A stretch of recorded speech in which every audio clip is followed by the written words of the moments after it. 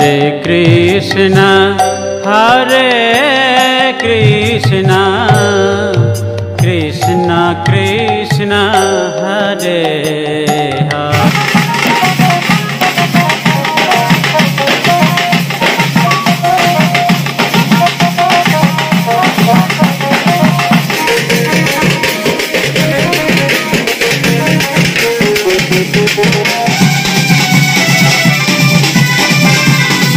नमस्कार बंधुरा আমার আরও একটি নতুন ব্লগে তোমাদের সকলকে অনেক অনেক শুভেচ্ছা। তোমরা সবাই কেমন আছো? আশা করি ভালো আছো। আর আমি তো বেশ ভালো আছি, কারণ আজ আমাদের বাড়ি যে চামুন্ডা পূজার ব্লগ পার্ট 1টা তোমাদের সঙ্গে শেয়ার করেছিলাম, কিন্তু পার্ট 2টা তো হয়নি, তাই আজকে নিয়ে চলে এসেছি পার্ট 2 এর ব্লগটা।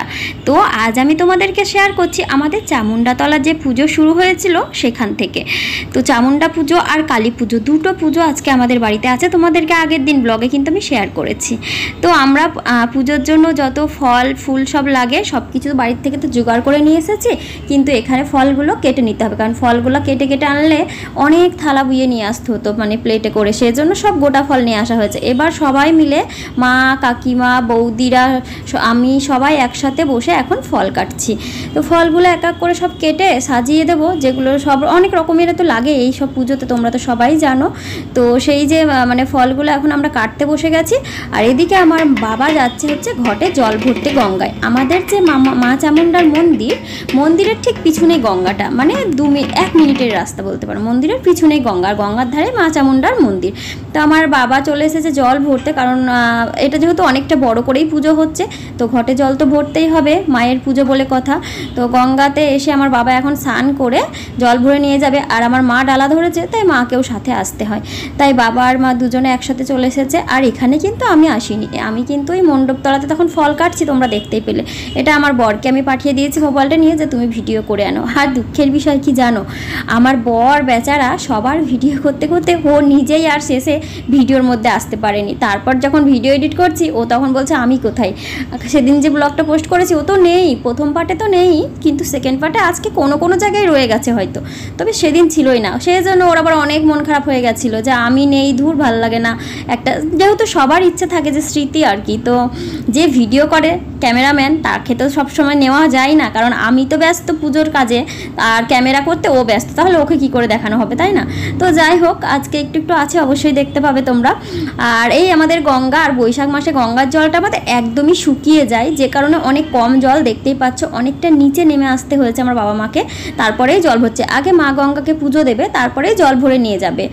আর গঙ্গার চারিপাশটা তো তোমাদেরকে অনেকবার আমার অনেক ব্লগে শেয়ার করেছি। আমাদের মা গঙ্গার যে চারিপাশ, মধ্যে চর আর দুই দিকে দুটো গঙ্গা আর যমুনা। এইটা গঙ্গা, ওই পাশেরটা নাকি যমুনা, তো দুটো ভাগে ভাগ। তো আমাদের কিন্তু গঙ্গার মধ্যে যে চরটা আছে সেটা কিন্তু অনেক সুন্দর জায়গা, একদম ভিডিও শ্যুট করার মতো। আমরা অনেকবার ঘুরতে গেছি, কিন্তু আজ পর্যন্ত কোনো রিলস বানানো হয়নি, কারণ এবারে বাড়িতে এসে আজ আসবো কাল আসবো নৌকো করে আসতে হয়, তো সময় আর হয়নি, এত ব্যস্ত হয়ে পড়েছি বাড়িতে এসে, কি আর বলবো। তো এই দেখো আমার বাবা এখন হচ্ছে স্নান করে নিল, মানে 7টা ডুব দিয়ে তারপর ঘটে জল ভরে নিয়ে যাবে আমের শাখা দিয়ে। আর এই জলটা নিয়ে গিয়েই মায়ের থানে কিন্তু বসানো হবে মা চামুন্ডার সামনে, আর এই ঘটেই পুজো হবে। আর আমাদের বাড়িতে যে পুজো হচ্ছে, মানে কি বলবো, অনেক ফ্যামিলির মানুষ কিন্তু এসেছে। আমি হয়তো ভেবেছিলাম কেউ আসবে না পুজোতে, কারণ বৈশাখ মাসে এত গরম, এই গরমের মধ্যে যে সবাই আসবে এটা আমি ভাবতে পারিনি। কিন্তু মা চামুন্ডা তলায় চলে এসেছি, যেহেতু বাড়িতে কিন্তু কুটুমটা অনেকই কম এসেছিলো, তোমরা দেখেছো, কিন্তু পুজো মণ্ডপে দেখছি সবাই এসে গেছে। তো আমার এত ভালো লাগছিল, তোমাদেরকে মানে খুশিটা কি করে শেয়ার করবো। আর আমি যে কিভাবে নেচেছি, আর হ্যাঁ আর একটা ভালো কথা, আমি যে নেচেছি না, সত্যি খুব নেচেছি, কিন্তু তোমাদেরকে কি বলো তো, আজকে অনেকটাই আমি প্রায় নাচ শেয়ার করব। তো এদিকে দেখো আমার বাবা জল ভরে নিয়ে কিন্তু চলে এসেছে আবার মা চামুন্ডার এখানে। এবার হচ্ছে কি, আর এই যে সামনে একটা জিনিস দেখতে পাচ্ছ, এই জায়গাটা আমার বাবার বড় আবার জুম করেও তুলেছে। এইখানে আমাদের আগে কিন্তু এখনও হয় বলতে পারো, কিন্তু এখন আর বলিটা হয় না, মানে পাঁঠা বলি দেওয়া হয় ওখানে, কিন্তু এখন তার বলি উঠে গেছে। এখন ওই রাখে, মানে হাড়ি কাঠ বলে ওটা কি বলে, যাই হোক, ওখানে রেখে খাড়াটা ঠেকিয়ে ছেড়ে দেয় পাঁঠাটাকে। তো এটাই আর কি। তো দেখো বাবা এখন জল ভরে নিয়ে আসলো, আর এদিকে আমাদের ফল কাটার কাজও প্রায় শেষের দিকেই।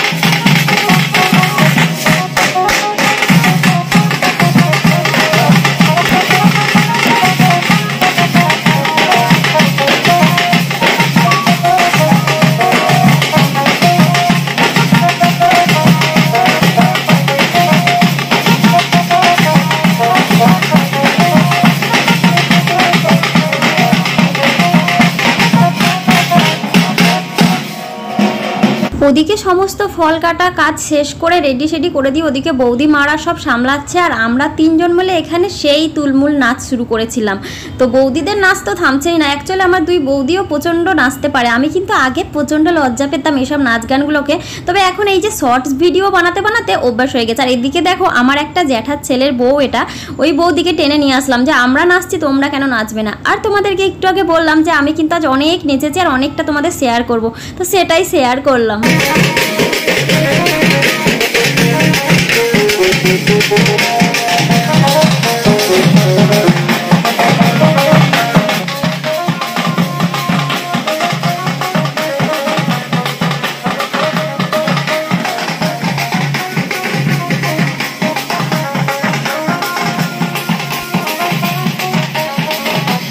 অনেকক্ষণ নাচানাচি করছিলাম, তারপর এত গরমের মধ্যে শাড়ি ব্লাউজ সবই ভিজে গেছিলো প্রায়। তারপর চলে গেছিলাম একটু বাড়িতে, বাড়ির পাশেই তো বাড়িতে গিয়ে শাড়ি ব্লাউজ সব কিছু চেঞ্জ করে আবার নতুন করে সেজে আবারও আসছি মা চামুন্ডা তলায়। আর পিছনে বনুকে নিয়ে গেছিলাম যে ও আমাকে রেডি করে দেবে বলে। তো আবারও পৌঁছে গেলাম চামুন্ডা তলায়, এসে আবারও একটু একটু নাচ গান শুরু।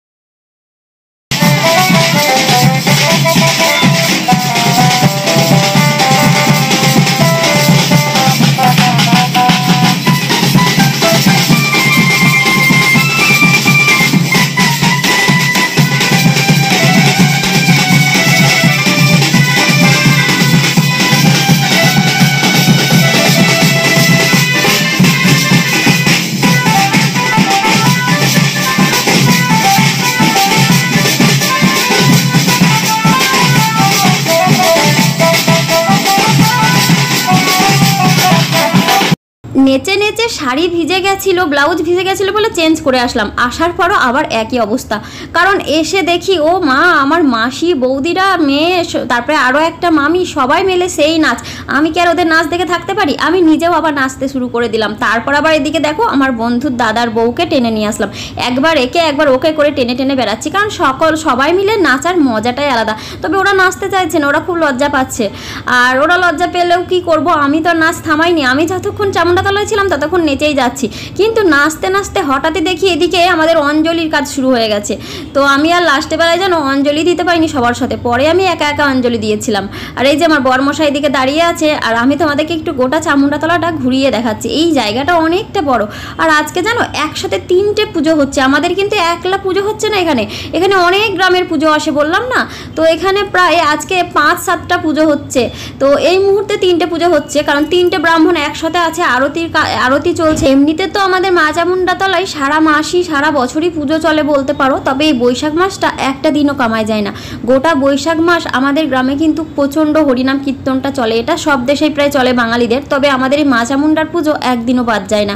বৈশাখ মাসটা রোজই কোনো না কোনো পুজো আসতেই থাকে, আর একটা পুজো না, একসাথে প্রায় 7-8টা করে পুজো হয় রোজ। তো আমরা আসার আগেও প্রায় 1-2টো পুজো হয়ে গেছে, তারপরে আমরা এখন যে আছি তো সেই মুহূর্তে একসাথে 3টে পুজো হচ্ছে। আর এদিকে দেখো আমি ওই যে আরতির যে আগুনের তাপগুলো সবাই মুখে নেয়, সেগুলোই আমি এখন নিয়ে এসেছি। এটাকে কি বলে আমি ভুলে গেছি, এই মুহূর্তে মনে পড়ছে না।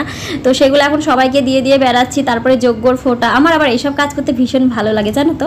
আসলে সেই কি বলতো, দেশে থাকলে এই জিনিসগুলো তো মজা অবশ্য হয় না, মানে বাইরে থাকলে না এইসব জিনিসগুলো প্রচণ্ড মিস করি। আর তারপর বাড়িতে আসার পর এইরকম কিছু জিনিসের মধ্যে নিজেকে মানে মিশিয়ে নিতে ভীষণই ভালো লাগে। তো সবাই এক এক করে আরতির আহ্বান নিয়ে নিল। আর এই কাজটা শেষ করে আমি চলে গেছিলাম আবার নাচতে। তখন বলেছিলাম না যে আমি আর অঞ্জলি দিতে পারিনি সবার সাথে, এই কারণেই, কারণ এরপরেই অঞ্জলি দেওয়া শুরু হয়েছিল, আর আমি কিন্তু সেই মুহূর্তে চলে গেছিলাম আবারও নাচতে। আর তখন এসে দেখি সবাই অঞ্জলি দিতে লেগেছে। আর মা তখন বললো যে তোকে আর এই মধ্যে দিতে হবে না, কারণ একবার দিয়ে তখন শেষ করে দেবে, তার থেকে তুই একলা লাস্টে সবার শেষে ভালো মতো দিবি বসে বসে। তো এখন হচ্ছে আমাদের এখানে আরতি হচ্ছে, দেখো মা চামুন্ডার তো 3টে পুজোর একসাথে আরতি হচ্ছে। তো তোমরাও একটু আরতিটা উপভোগ।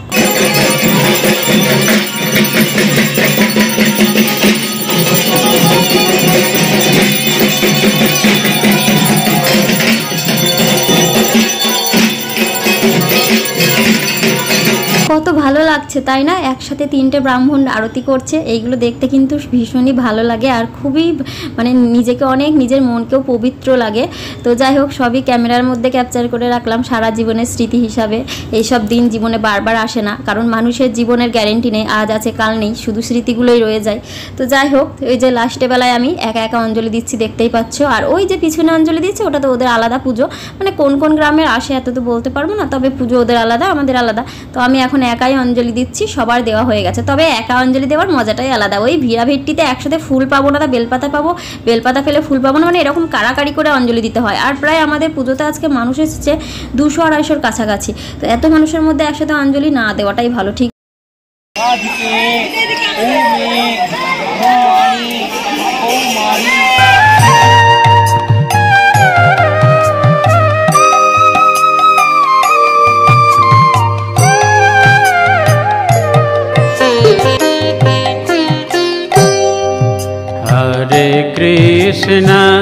हरे कृष्णा कृष्णा कृष्णा हरे हरे हरे। তো আমাদের পুজো প্রায় শেষ করে আমরা চলে এসেছি বাড়িতে। অনেক গরম আর এত ভিড়াভিড়ির মধ্যে আর ক্যামেরা করতে একদমই মনে ছিল না। আর আমার বড় হঠাৎ করে কোথায় হারিয়ে গেছিলো আর খুঁজেও পাচ্ছিলাম না, সেই জন্য লাস্টে বেলায় আর ক্যামেরা করা হয়নি। আর এমনিতে ব্লগ তো অনেক বড় হয়ে যাচ্ছে, 2 পার্টেও শেষ হচ্ছে না, সেই জন্য বেশি শেয়ারও করলাম না। তো যাই হোক, পুজো এসে গেছে। হরিনাম দলের যে মানুষগুলো তাদের পা দিয়ে আগে জল দিয়ে ধুয়ে দিল মা আর আমার বড় বৌদির মা দুজন মিলে। তারপরে এখন দেখো আমাদের ছাদে খাওয়া দাওয়া হচ্ছে। এই হচ্ছে মিষ্টির গামলা, ডাল, শাক, চাটনি, তারপরে আলু পটলের দম, তারপরে 5 তরকারি, ভাত, ডাল, যা যা হয় আর কি সব কিছুই হয়েছিল প্রায়। তো ছাদের উপরেই ওই প্যান্ডেল করে খাওয়ানো হচ্ছে। তো এখন সবাই খেতেও বসে গেছে, আর আমরা কিন্তু এখনও খাইনি, আমরা লাস্টে খাবো। তো মানে বাইরের লোকজন খেয়ে নেক আগে। আর কি বলতো, বাইরে থাকি বলে সেভাবে ভোজ খেতে পাই না, কিন্তু বাইরে থেকে অনেক আশা করেছিলাম যে বাড়িতে গিয়ে অনেক দিন পর ভোজ পাবো, কারণ বিয়ে তো এই সময় কারোরই নেই সেরকম। তো এই পুজোতেই অনেক দিন পর এইসব রান্নার টেস্টে আলাদা হয় তাই না। তো ভেবেছিলাম খুব আনন্দ করে খাবো, কিন্তু ভাগ্যটা খারাপ, কোনো কারণে না খেতেই পাইনি আমি ভোজটা, মানে কপালেই জোটেনি। তো অনেক মিস করছি, এখনও দেখে মিস করছি। আর বাড়িতে থাকার পরও অনেক মন খারাপ হয়েছিল, একদমই ভোজ খেতে পাইনি সত্যি কথা বলতে। ওই রাত্রেবেলায় বোধহয় কালী পুজো আছে আমাদের বাড়িতে আজকে রাতে, তো কালী পুজোটার উপোসও করতে পারিনি, একটু শুধু প্রসাদ খেয়েছিলাম, শুধু প্রসাদ খেয়েই সারাদিনটা কাটিয়ে দিলাম। আর ওই রাতে ঘুমানোর আগে একটু ওই ভাত আর কি তরকারি বেঁচেছিল ওগুলোই খেয়েছি, বাকি এত গরমের জন্য অনেক কিছুই নষ্ট হয়ে গেছিলো। আর বাকি আমার প্রিয় যে মিষ্টি সেসবই খেয়ে কাটিয়ে দিয়েছে আর কি।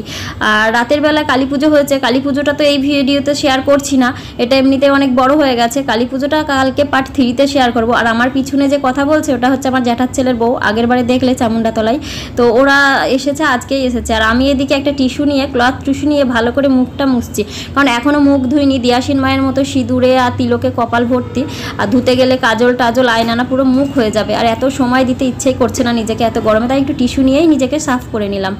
তো চলো, লোকের খাওয়া দাওয়া সব শেষ হয়ে গেছে, বাড়িতে ধোয়া মাজার কাজও সব শেষ করে দিয়েছে, যে মেয়েগুলো রাখা হয়েছিল তারা সব করে নিয়েছে।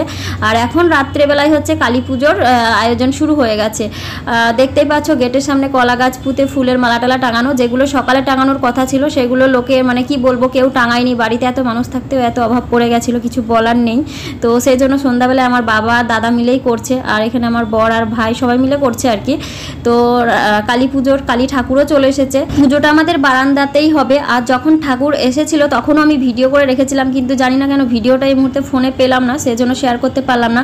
তো এই যে এখানে মা কালীকে রাখা হয়েছে, নতুন শাড়ি দিয়ে মুখ ঢেকে রাখা হয়েছে, কারণ এখন তো মায়ের মুখ দর্শন করতে পারবো না, যখন ব্রাহ্মণ এসে পুজো শুরু হবে তখনই খুলবে। আর এই যে আলপনা দিচ্ছে, মা কালীর এই জায়গাটায় আলপনাটা দেওয়া হয়নি, কারণ মানুষজন খাওয়া দাওয়া করতে এসেছিল, পায়ে পায়ে উঠে যাবে বলে দেওয়া হয়নি। সন্ধ্যাবেলায় খাওয়া দাওয়া শেষ করে পুরো বাড়ি সাফসুতর করে আলপনা দেওয়া হচ্ছে। ওটা আমার বড় বৌদির মাসির মেয়ে আলপনা দিচ্ছে। আর আমি এদিকে আবার মা কালীর জন্য রাত্রেবেলায় ক্ষীর ছানা যেগুলো লাগে সেই সব করতে চলে এসেছি। তো চলো, বাকিটা আমি পার্ট 3-তে শেয়ার করব। আজকের ভিডিওটা আমি এখানেই শেষ করলাম। সবাই ভালো